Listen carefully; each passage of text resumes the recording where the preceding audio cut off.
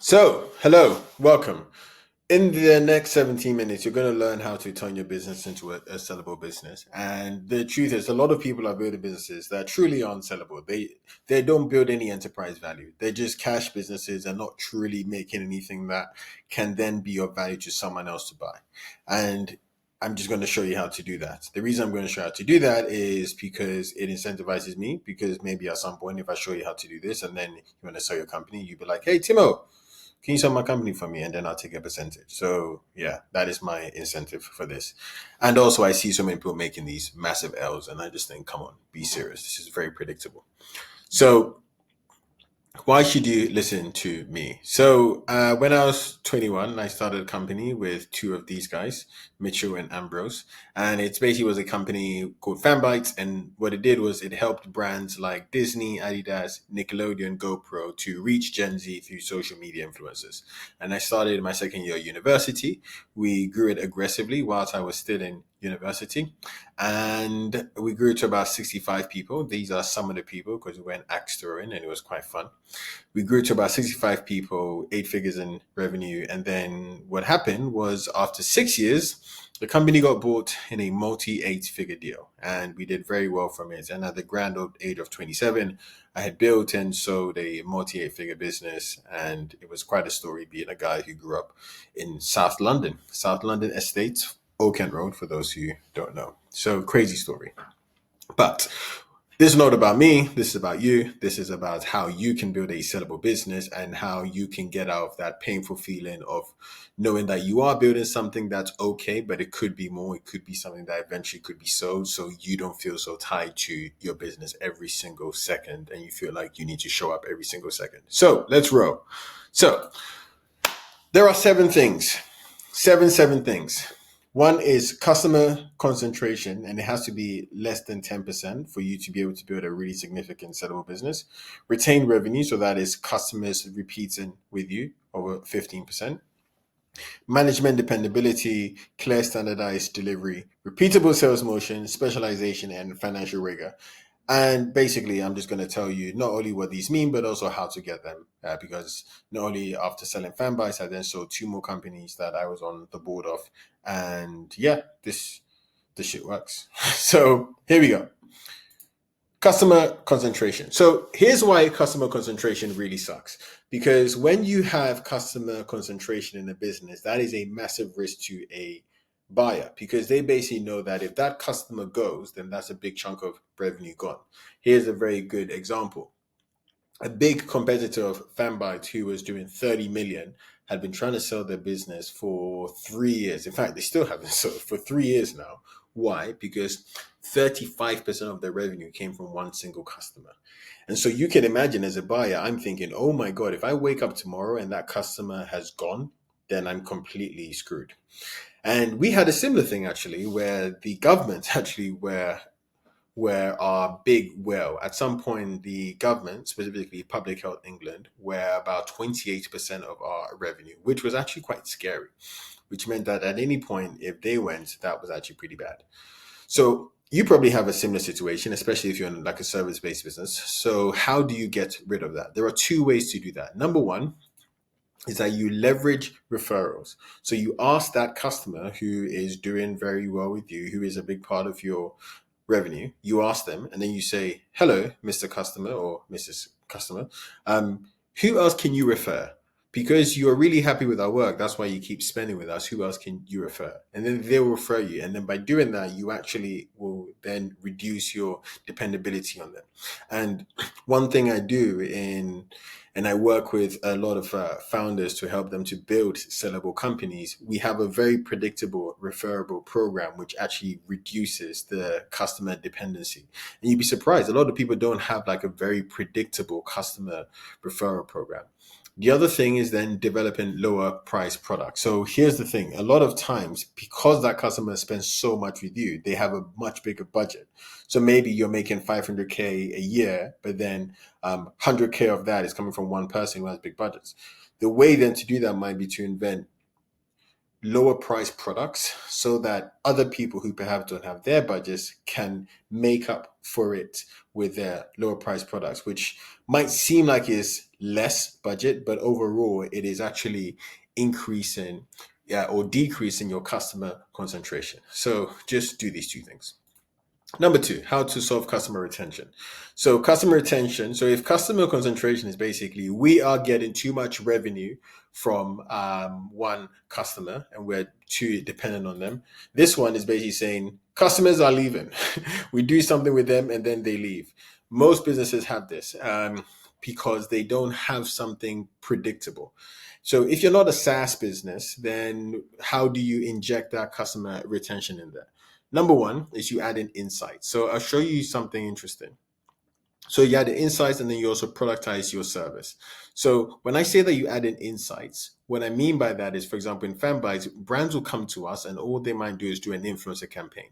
And then they will say, oh yeah, that's a great campaign. And then they leave and then maybe they come back in 6 months, maybe they don't. And I usually think like, how the hell do we keep them coming back if they don't need a campaign every single time. So we invented an insights product where basically we'd say, hey, just sign up for like 10, 5 grand a month.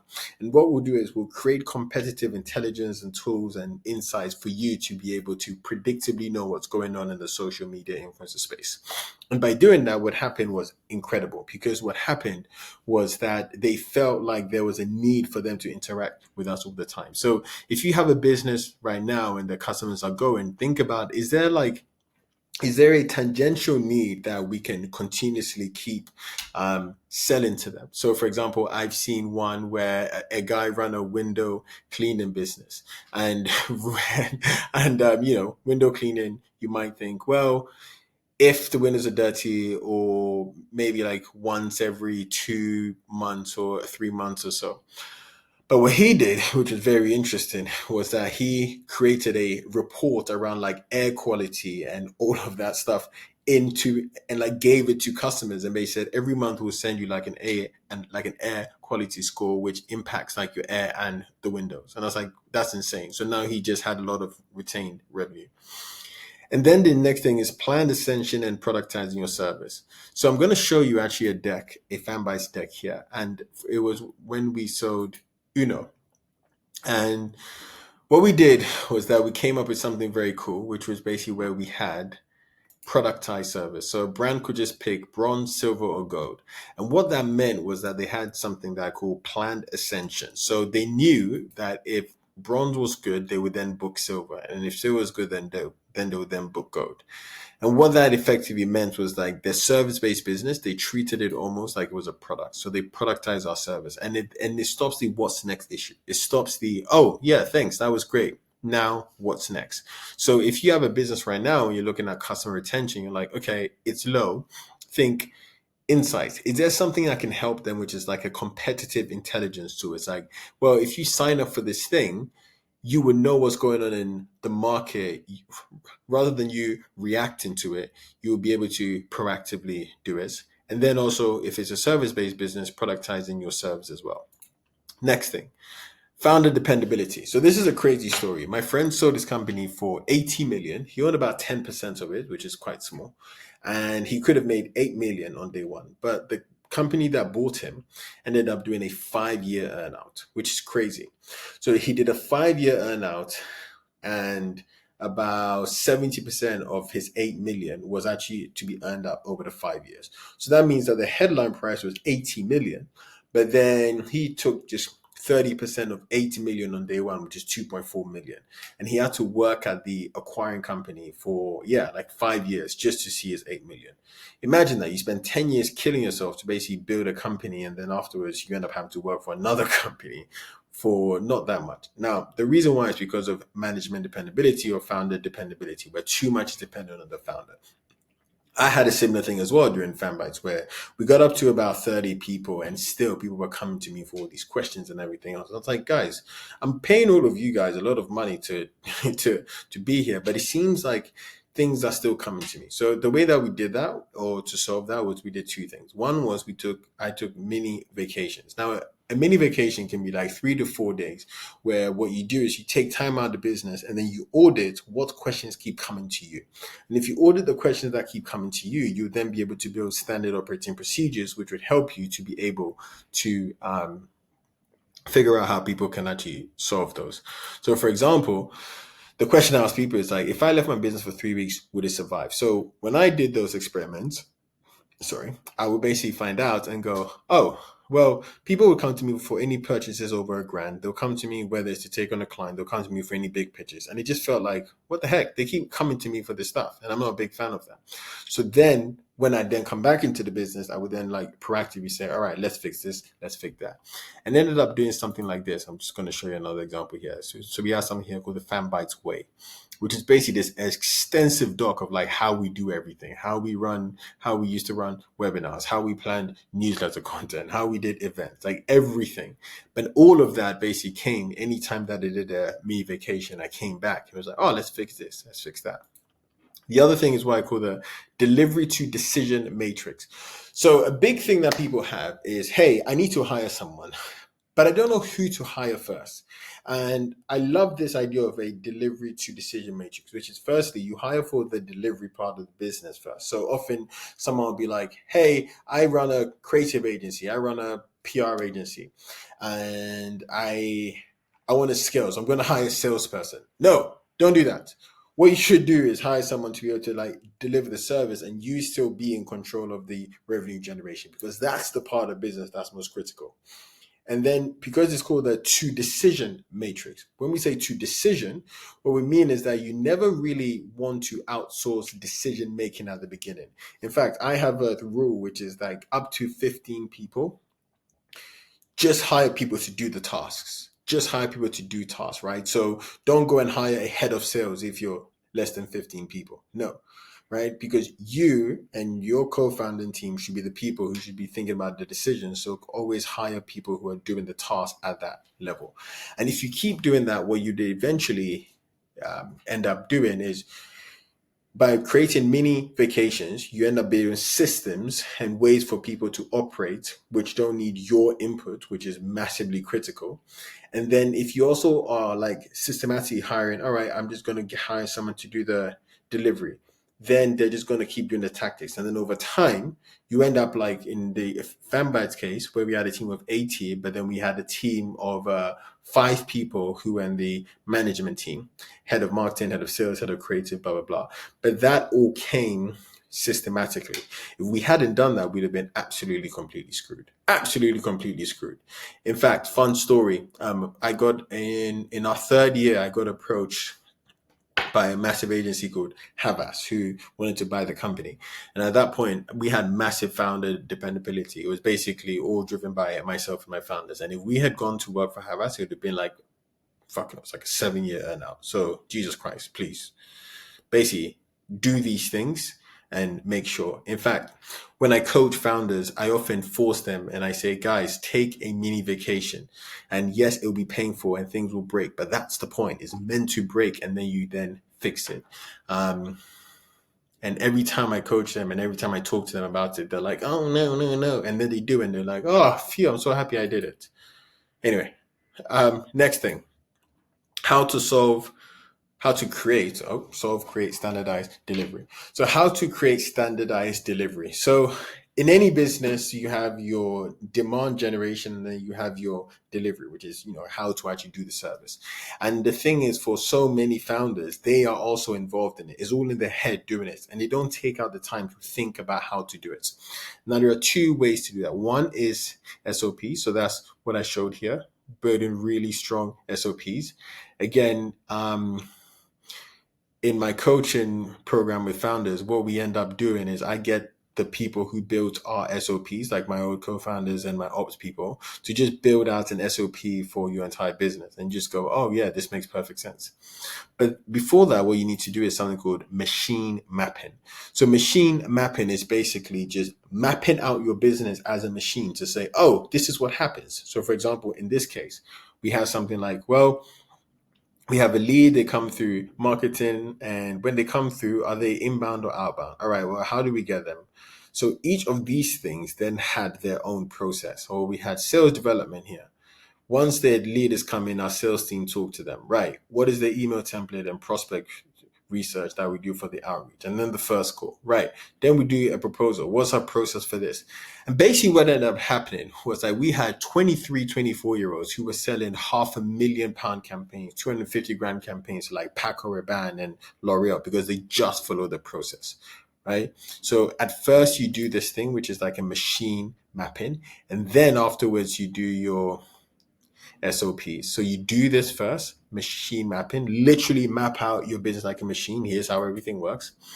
Then afterwards, you then build out your SOPs. Like literally, you can see this all down to what emails did we use? What was our event process?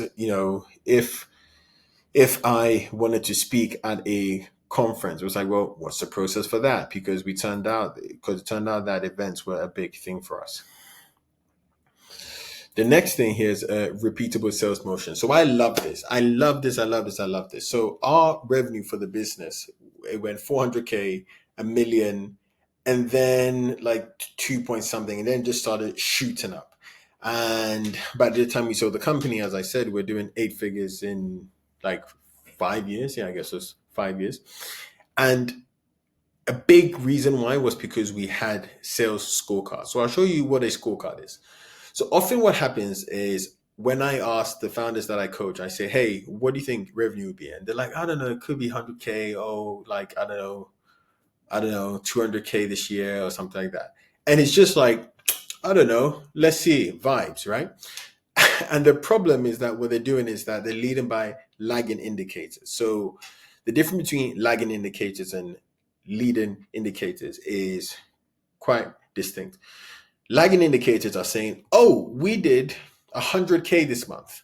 Leading indicators are, these are the things, we did X number of emails and calls and proposals, which then, if we hit these conversion numbers, are going to lead to 100K this month.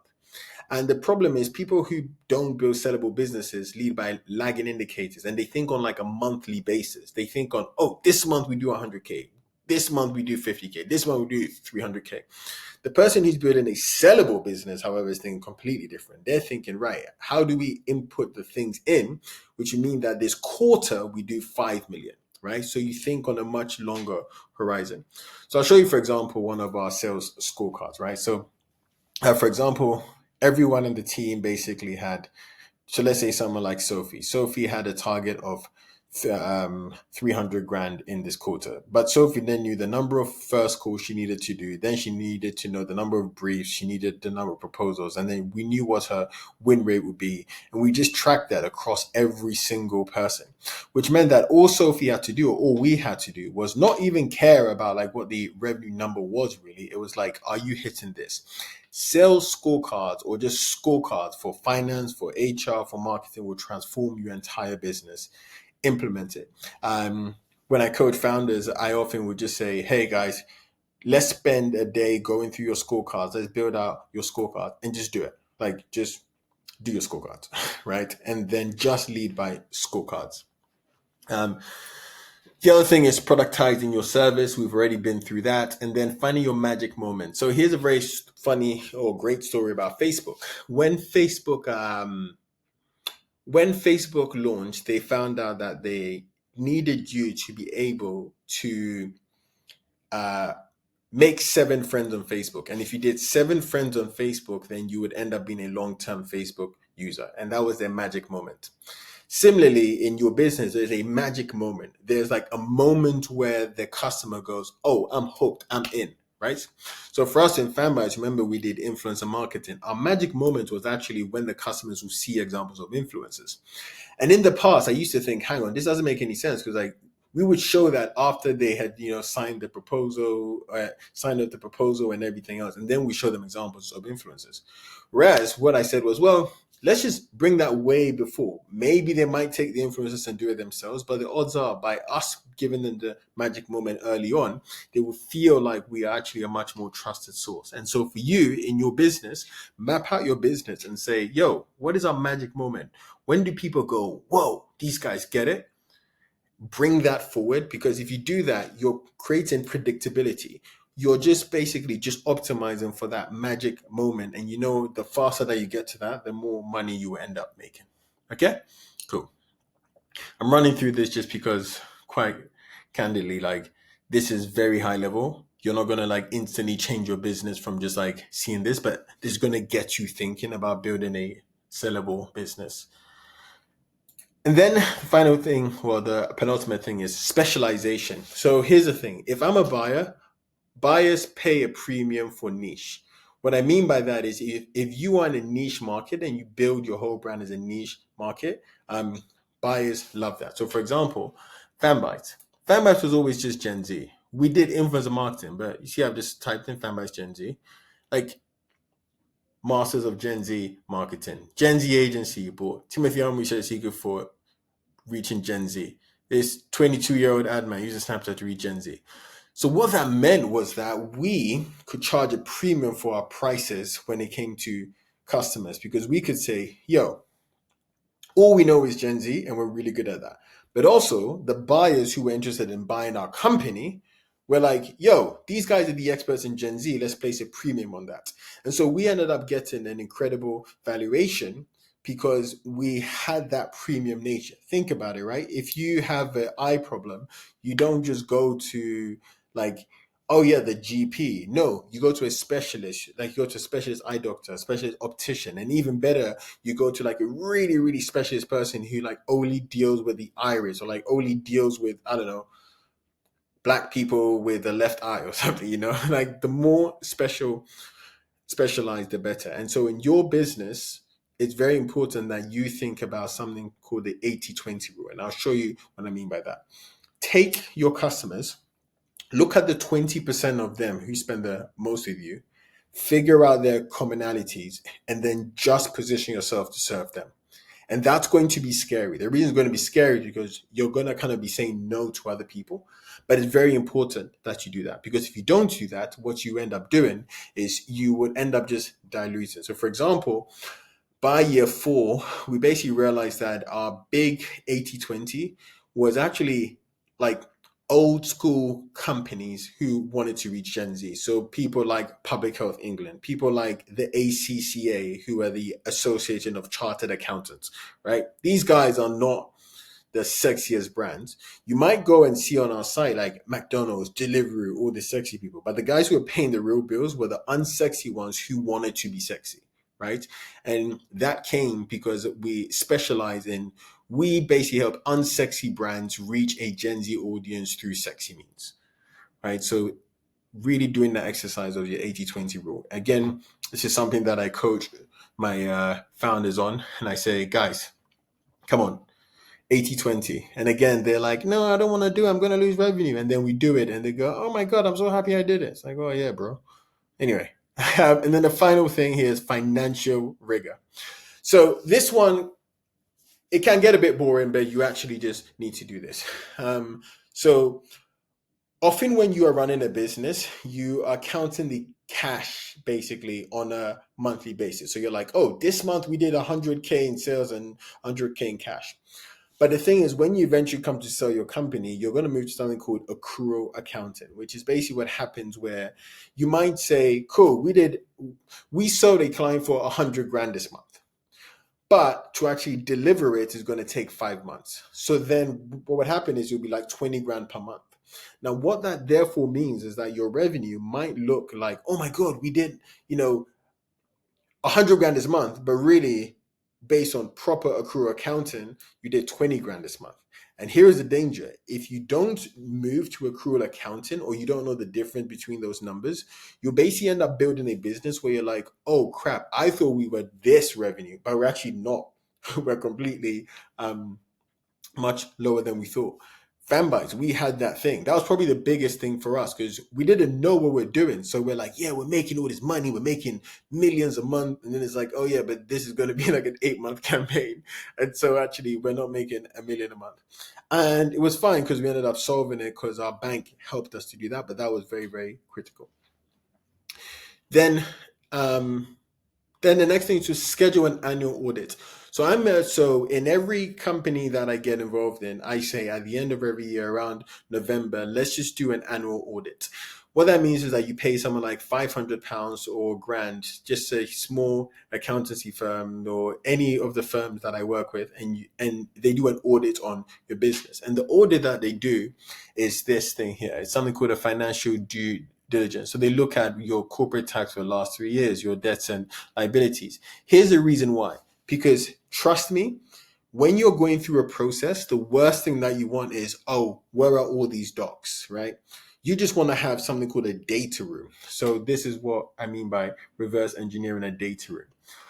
So when you go and sell your company, you're going to be asked a bunch of these questions. You're going to be asked copies of your top 10 customer contracts. You're going to be asked all of these. Like these are just a bit of them, right? Like your internal DD, your copies of compensation, all these stuff.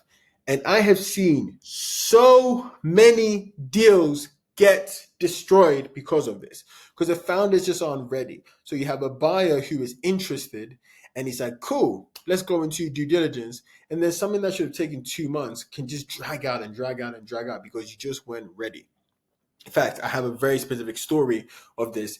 A friend of mine his company was about to be bought by, I guess I can say it was about to be bought by IKEA, and for about 27 million. And basically what happened was like, he just didn't have his stuff. And because he just didn't have his stuff in order, IKEA said, oh, do you know what? Maybe it's too early for us.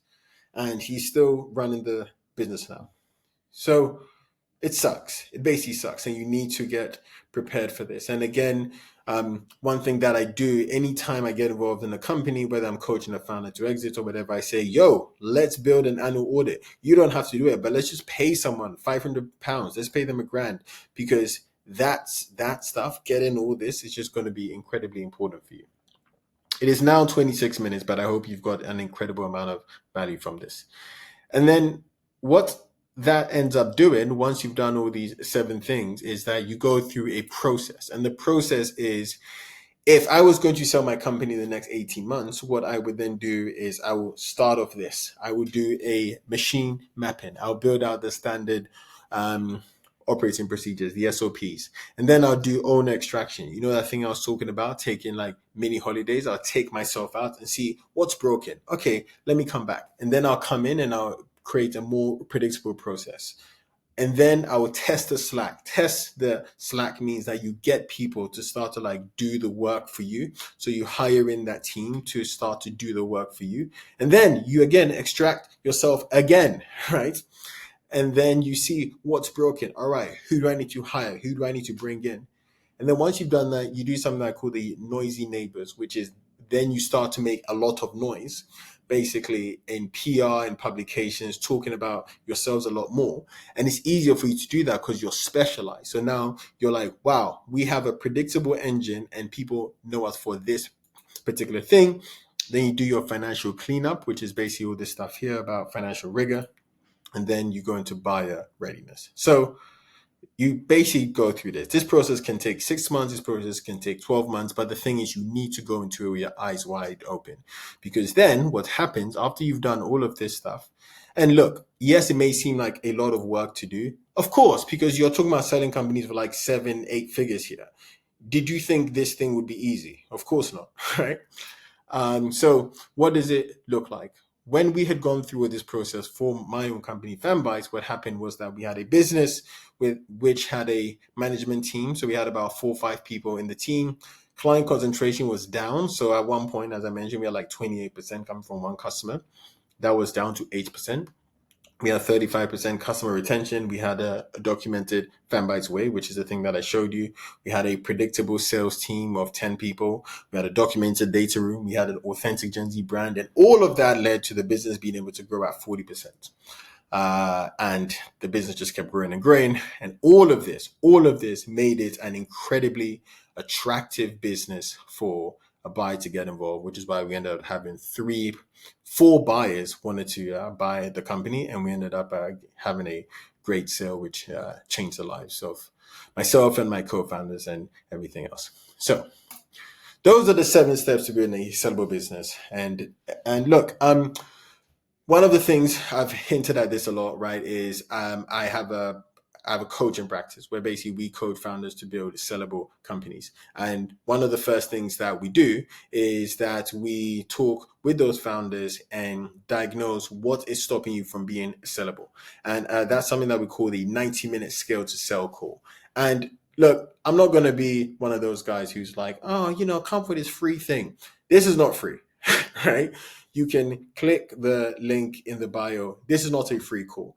Of course, it's not a free call because we're going to spend 90 minutes diagnosing your business and figuring out how to make you millions and millions of pounds in a proven way, in a way that has been done by someone else. I'm not a charity. I'm not out here to be like, hey guys, there you go. So this is only for founders who are serious about selling their companies in the next 24 to 36 months.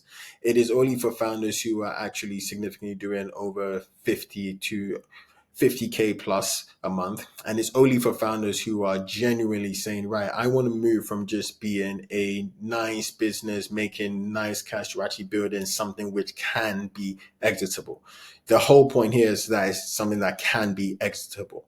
You can choose not to do it. You can then choose to then sell it. But at the very least, you have the choice. And the number of people, whether it's the info bros or the course bros or the ecom bros or the agency bros, right, who have basically built businesses and basically they can't sell it because they just haven't built any of these true systems here. So they can't get to anything like this. It's shocking. It's absolutely shocking. So if you would like to make that transition from basically building a scaling business to actually a sellable business, then use the link in my bio. You'll go to a document. The document will tell you what you would basically get. It will tell you the price. Again, I'm just being very candid. It is a relatively high price. Is not for everyone. It is for the people who are genuinely serious about building a sellable business, which can change their lives and change their family's life. I'm not going to do any of those like, oh, let's do a free audit thing. All right. So hopefully this has been very useful and I appreciate you for watching all the way to the end and hopefully catch you soon. Peace.